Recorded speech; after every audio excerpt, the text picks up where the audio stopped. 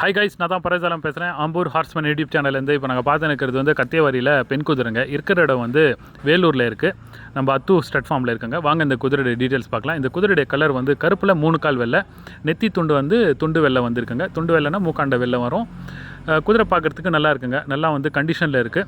குதிரை வந்து ரைடிங்லலாம் வந்து ரொம்ப நல்லா அருமையாக போகும். நல்லா ஸ்பீடு போகுது குதிரை அப்படின்னு சொல்லியிருந்தாங்க.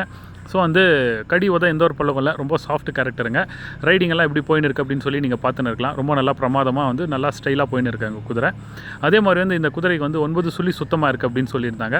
ஹைட் வந்து 58 இன்ச்சு ஹைட் இருக்குது அப்படின்னு சொன்னாங்க. வயசு வந்து ஒரு 7 வயசு 8 வயசு இருக்கும் அப்படின்னு சொன்னாங்க.